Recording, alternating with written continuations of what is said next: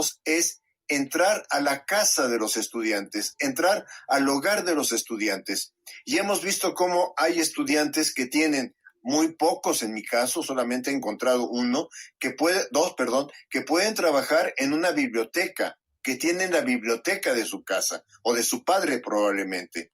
Pero la mayoría está trabajando en la mesa del comedor. Y hay incluso estudiantes que están trabajando en su habitación.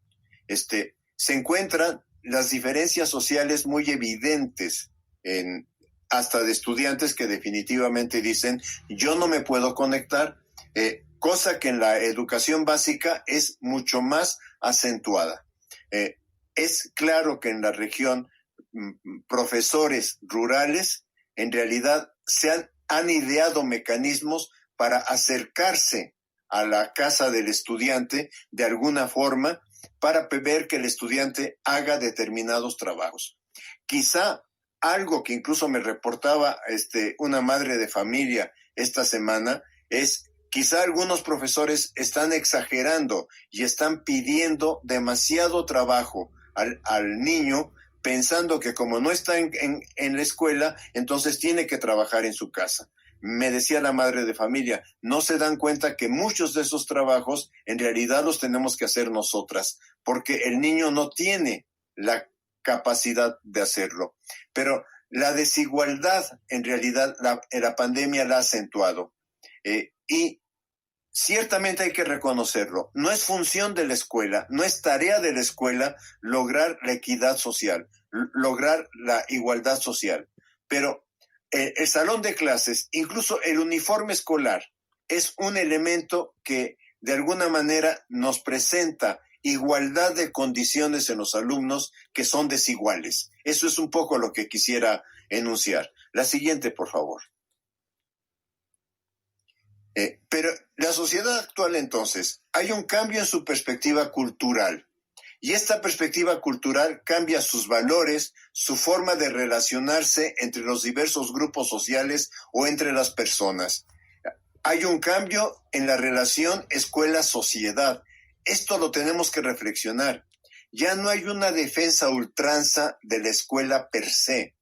Si bien los padres de familia, sobre todo de educación básica, en este momento dicen, ya quiero que mi hijo regrese a la escuela porque no estoy en condiciones de atender a 2 niños, a 3 niños, en las diversas actividades que les está pidiendo la escuela, ciertamente que en muchas ocasiones lo que hace la escuela, incluso en este momento, cuando la madre de familia me dice, los maestros no están considerando lo que nosotros estamos haciendo en la casa porque tenemos que hacer las tareas del hogar, tenemos que hacer en ocasiones, como era el caso, yo también soy maestra, también tengo que dar clases en línea y también tengo que atender lo que se está pidiendo a mi hijo. Entonces, son demasiadas cuestiones que ponen a la escuela en entredicho. La escuela dejó de ser el único lugar donde se va a adquirir información. Esto sobre todo va pasando conforme el alumno va avanzando, conforme el alumno va teniendo posibilidad de tener un smartphone, posibilidad de tener conectividad y poder pagar la conectividad. Esto va avanzando y entonces cada vez más, incluso por la misma etapa de la adolescencia, el estudiante va retando al docente en los saberes que el docente trabaja. La escuela está también cada vez más presionada por la sociedad, por asociaciones de la sociedad civil, por autoridades educativas para mostrar logros de aprendizaje. Y esta es una lástima, porque la escuela también es un espacio de formación. Pero ya en este momento, digamos, en el siglo XXI, ya nadie está pensando que va a la escuela para generar un proceso de formación en el sujeto. Casi pareciera que vamos a la escuela para que aquello que viene en el examen nacional o en el examen de PISA o en la prueba YESE, etcétera, salga bien el estudiante. De hecho, hay países, en mi país se hace, en donde se han editado manuales de preguntas y respuestas para que los maestros vayan entrenando a los estudiantes en estas preguntas y les vaya bien en las pruebas. Pero no se percibe que ir bien en las pruebas no significa necesariamente que el estudiante vaya teniendo un proceso de formación y un proceso de desarrollo, que es lo que se apostó cuando se creó la escuela.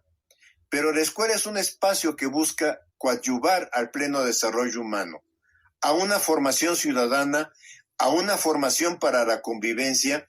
Yo quisiera insistir mucho esto del desarrollo humano, dejar que el alumno logre ser la persona que él puede y que él decide ser.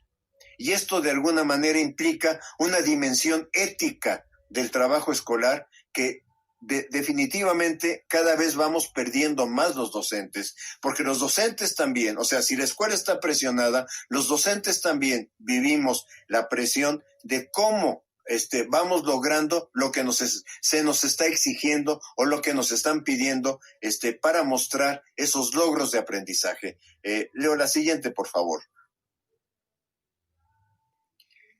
Ahora, enfrentamos, si paso al tema de quiénes son nuestros alumnos, enfrentamos una polémica para intentar descifrar cuáles son los rasgos de ellos. Y yo traté de colocar en esta lámina los dos extremos de la polémica. Marx Prensky, con su noción de nativos digitales, y los nativos digitales tienen muchas potencialidades, y los nativos digitales tienen una facilidad natural. En realidad es una facilidad socialmente construida por su entorno para el manejo de las tecnologías. Y en el otro extremo está, los nativos digitales no existen. Un grupo de académicos españoles que se reunieron para decir, oigan, si dejamos al niño o al adolescente solo con la tecnología, el adolescente no va a poder desarrollar los procesos de formación y los procesos de aprendizaje que se necesitan desarrollar para su crecimiento. Recientemente ha salido un libro, no lo coloqué porque no lo tengo, en donde dice que los nativos digitales tienen un coeficiente menor que el de sus padres. No puedo manejar todas las tesis porque nada más tuve acceso al resumen del libro, pero me parece que estamos en toda esta discusión de tratar de entender quiénes son nuestros alumnos. Tomé un libro producido en Uruguay que me ha parecido muy interesante, Hiperconectados, guía para la educación de nativos digitales, y tomé otro libro de la Universidad de Deusto sobre la generación Z, que en realidad si nos quedamos en generaciones tampoco vamos a poder avanzar. Leo, por favor, la siguiente.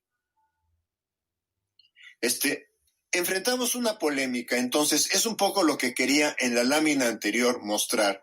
Enfrentamos una polémica para entender los rasgos de nuestros alumnos. Un primer rasgo y algo que tenemos que aceptar. Niños, adolescentes y jóvenes que están en este momento en el sistema educativo, en la educación básica, han nacido en el siglo XXI. O sea, ya son sujetos que nacieron en este siglo.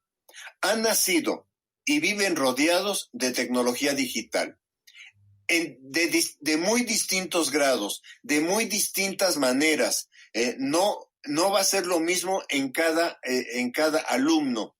Habrá padres de familia que para que el niño no esté dando lata, para que el niño esté tranquilo, le estén dando una tableta con juegos o un smartphone con juegos para que se siente y se ponga a jugar a los 2, 3 o 4 años.